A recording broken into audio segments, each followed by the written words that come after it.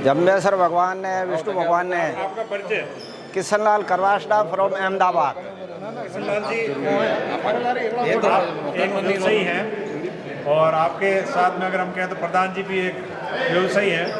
तो अगर हम कहें तो जैसे व्यवसायी हो चाहे गवर्नमेंट जॉब वाला हो, वो लोग अगर आगे आके इस प्रकार का समाज के अंदर स्टेप ले कि भाई समाज के प्रति हमें ये करना चाहिए, तो जैसे ये संगोष्ठी है, पहली संगोष्ठी है शायद मेरे उम्र में, मैंने अंतर्राष्ट्रीय संगोष्ठी विष्णु समाज की पहली देखी है।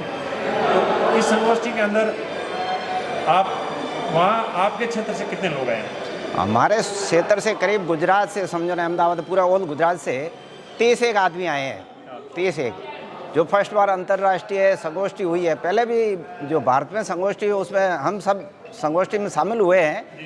उसका बहुत मतलब समाज के प्रति या धर्म के प्रति या पर्यावरण के प्रति बहुत असर पड़ा है। उसके बाद में इन देवेंद्र जी की ये अपने अथक प्रयास और बाबल जी और संगोष्ठी के इंदिरा जी का जो अभी अध्यक्ष पद ग्रहण किया है पहला, उसमें इन्होंने अथक प्रयास से यहाँ अंतर्राष्ट्रीय संगोष्ठी जो की है उसके लिए इनको बहुत बहुत धन्यवाद है। और इससे हमारे को ये प्रेरणा मिलेगी, जो अंतर्राष्ट्रीय संगोष्ठी जो दुबई में हुई है इसका ऑल वर्ल्ड में मैसेज जाएगा। ये एक ऑल वर्ल्ड का व्यापार का सेंटर है दुबई। इस दुबई से मतलब कई सालों पहले से व्यापार के प्रति या बॉम्बे दुबई से ऑल वर्ल्ड का मैसेज जा रहा है। जो भी गतिविधि होती है उससे मैसेज जा रहा है। तो ये संगोष्ठी से मतलब ऑल वर्ल्ड में मैसेज जाएगा और अपने को यहाँ से सीखने को मिलेगा। जो ये दुबई में आपने देखा है कार्यक्रम जो हुआ है और जो इसमें अपने घूमे हैं फिरे हैं, तो इससे बहुत कुछ सीख मिलेगा। जो इसका पर्यावरण के प्रति समझो या साफ सफाई के प्रति, पर्यावरण एक पेड़ पौधे लगाने से नहीं होता है, साफ सफाई का है, कानून का है, या रहने का है, रहन सहन का है, जो गतिविधि है। यहाँ आपने देखा होगा चारों तरफ जहाँ तक हम घूमे फिरे हैं चारों तरफ एक कचरा मतलब एक कागज़ का टुकड़ा अपने को यहाँ नहीं मिलेगा। तो इससे अपने को सीख लेके और वापस जाना चाहिए। जो एक पेड़ पौधों के लिए नहीं, स्वच्छता के लिए भी अपने को जागरूक रहना है।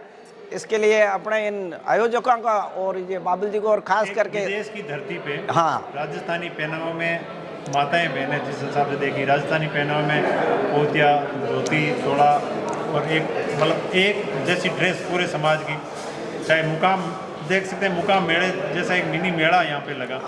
तो ये जो लोग अपनी जो परंपरा है उसको इस विदेश की धरती तक एयरपोर्ट पे लाने के अंदर भी बहुत सारी सोना पहन के आना हो चाहे लेके आना हो, बहुत सारी चीज़ें चेकअप होती है। उन लोगों के बारे में क्या कहना चाहोगे जो अपनी जो समाज की एक पहचान है, पहनावा है, चाहे अपनी संस्कृति है, वो संस्कृति कहो चाहे अपने मातृभाषा कहो, उसमें अपने वेशभूषा में बहुत अच्छे लगते हैं। पर यहाँ ऐसा कुछ ऐसा है जो अपने पूरा जो इस पहनावे के प्रति आकर्षण या असंभव है, क्योंकि हर आदमी इसके लिए एक्टिव नहीं होता है। जो आए हैं उनको बहुत बहुत तहे दिल से धन्यवाद है। और सब आते तो और भी इसका लुक और भी अच्छा आता। पहनावा समाज तो यूँ है, मेरी बात लाए है ना, यहाँ जीरो क्राइम है और जीरो क्राइम को होने के नाते ही हमने फर्स्ट बार ये इसको, वो भी एक पॉइंट है दुबई को चुनने का, ये भी पॉइंट है।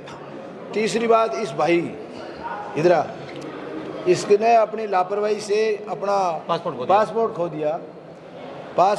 इसी के पास कॉल आया कि भाई तुम्हारा थैला यहाँ पड़ा है, ले जाओ। पैसे भी थे, पासपोर्ट भी। पैसे थे, पासपोर्ट थे, सब थे। यहाँ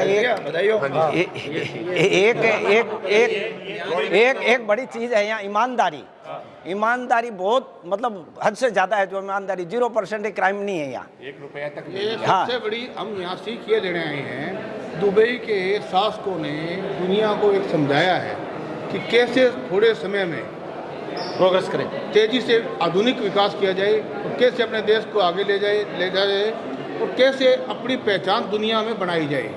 उनसे सीख लेने के लिए, उनसे प्रेरणा लेने के लिए हम यहाँ पहुँचे हैं, ताकि उनसे सीख लेके हम गुरु महाराज का प्रचार प्रसार करें और इस देश का भी विकास हो, हमारे देश का भी विकास हो और पर्यावरण का भी, हम अपने देश को पर्यावरण से बचा सके, दुनिया को पर्यावरण से बचा सके। इन्हीं सब बात, क्योंकि दुबई जैसे हमारे प्रधान जी हमेशा कहते हैं मिनी वर्ल्ड है। मिनी वर्ल्ड है तो उसका रीज़न है, उन्होंने पूरे यहाँ के शासकों ने अपनी सूझबूझ से, अपने दिल और दिमाग से पूरी दुनिया को यहाँ संजोया है और सब दुनिया को साथ लेके विकास कर रहे हैं। उसी तरह बिश्नोई समाज भी पूरे दुनिया को साथ लेके पर्यावरण में का संदेश देके पर्यावरण को बचाने के लिए पूरी दुनिया को साथ लेके आगे चलना चाहता है और यही गुरु महाराज की शिक्षा थी। विश्व देव इसीलिए हमने ये स्थान चुना है। बहुत सुंदर। ये चाहते यहाँ हैं बहुत कुछ चीज़ें जो हैं हटके थी, रहन सहन यहाँ का सब कुछ जो है, यहाँ के नियम कानून जो अब आप इस संगोष्ठी में आने वाले जितने भी लोग हैं, प्रधान जी आपकी तरफ से जहाँ भी देखते हैं आप खड़े होते हो पीछे हुजूम उमड़ पड़ता है, क्या कहना चाहोगे समाज के लोगों को? ये बात गलत है। मैं जहाँ खड़ा था हुजूम नहीं, कोई नहीं, सब लोग हम एक ही चीज़ है और हम सब साथ आए हैं। तो जब ये एसपी साहब खड़े ना हम इनके पास खड़े हो जाएंगे, स्वामी खड़े स्वामी के पास हो जाएंगे, ये कोई बात नहीं है। पर ये है कि ये एकता झलक रही है। विश्नोई समाज जो गुरु महाराज ने जो शिक्षा दी थी उस शिक्षा का लोगों को देखने के लिए यहाँ परिणाम मिल सकता है।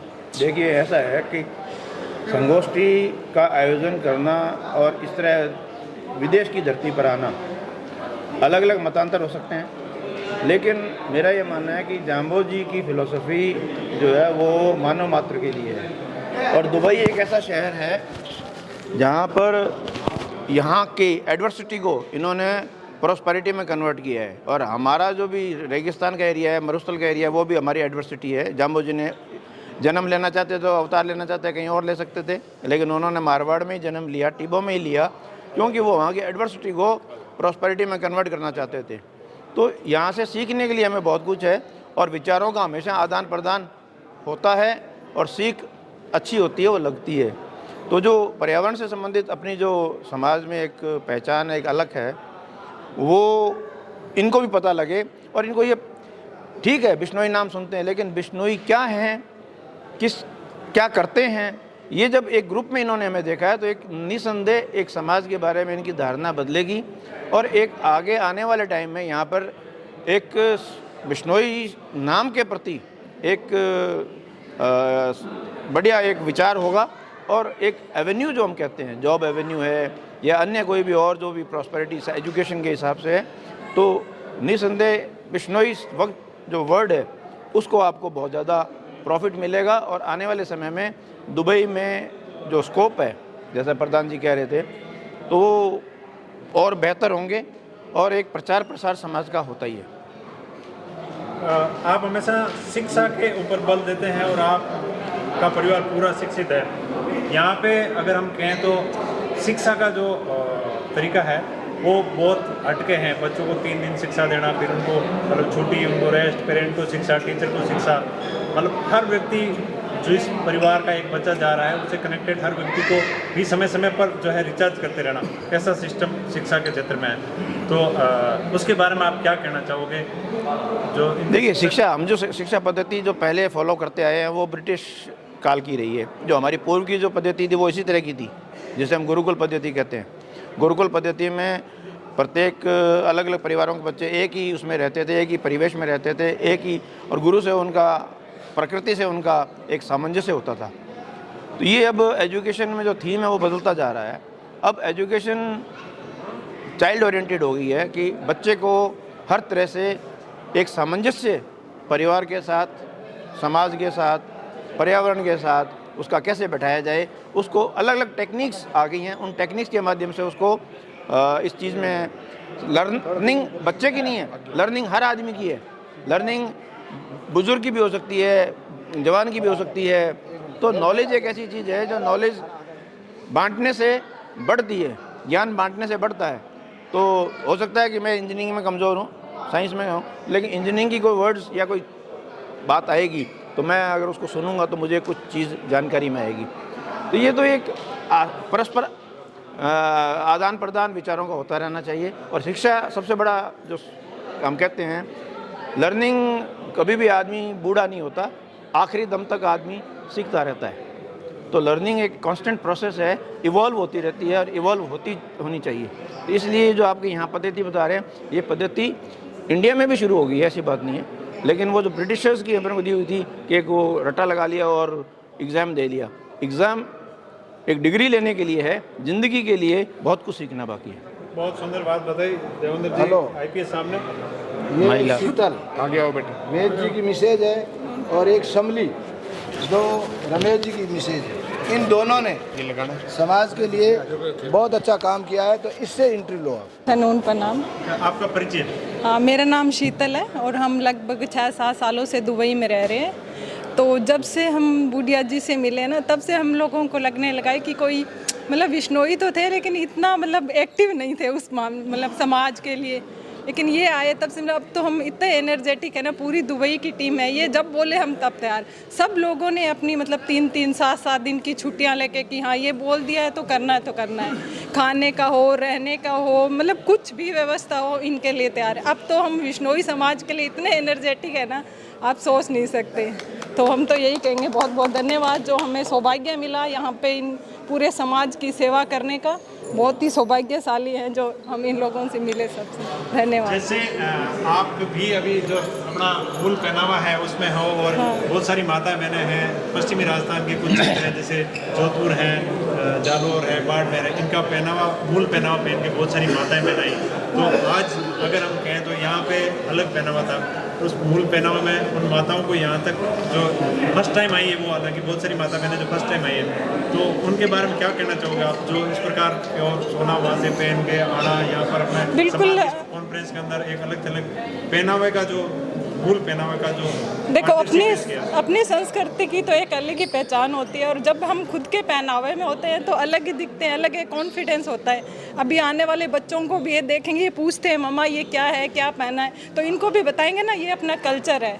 तो ये भी आगे पीढ़ी दर पीढ़ी देखेंगे, करेंगे। अभी हम हॉल में है, मतलब कितनी माताएं बेटी, वो सबसे अलग ही दिखते हैं कि ये उनको बताने की ज़रूरत नहीं है कि ये राजस्थान से, उनका पहनावा वो बताएंगे कि ये कहाँ से है।